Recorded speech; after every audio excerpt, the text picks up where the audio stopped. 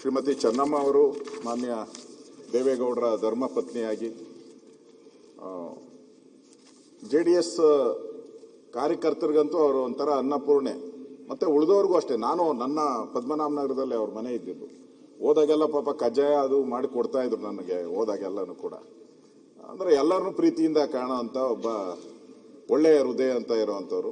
ಮನೆಯೂ ನೋಡಿದೆ, ಪತ್ರಿಕೆಯಲ್ಲಿ ಬಂದಿದ್ದು, ದೇವೇಗೌಡರು ಮತ್ತೆ ಹೋಗಿ ಆ ಸಮಾಧಿ ಹತ್ತಿರ ಕೂತು ಕಣ್ಣೀರಾಗ್ತಾ ಇರೋವಂಥದ್ದು. ಅಂದರೆ ಅವರ ಜೀವನ ಒಡನಾಟ, ಭಾಳ ವರ್ಷಗಳ ಒಡನಾಟ. ಕುಮಾರಸ್ವಾಮಿ ಅವರಿಗಿಂತ ಹೆಚ್ಚಾಗಿ ದೇವೇಗೌಡರು ಅವ್ರನ್ನ ಹಚ್ಕೊಂಡಿದ್ರು, ಭಾಳ ಹಚ್ಕೊಂಡಿದ್ರು ಚೆನ್ನಮ್ಮನವ್ರನ್ನ. ನಾವು ಕೂಡ ಹೋಗಿದ್ರು, ಎಲ್ಲರೂ ಸರ್ಕಾರನೂ ಕೂಡ ಅವ್ರಿಗೆ ಸಕಲ ಗೌರವವನ್ನು ಕೊಟ್ಟು ಅಂತ್ಯ ಸಂಸ್ಕಾರದಲ್ಲಿ ಎಲ್ಲರೂ ಮುಖ್ಯಮಂತ್ರಿಗಳು ಎಲ್ಲರೂ ಕೂಡ ಭಾಗಿಯಾಗಿದ್ದರು.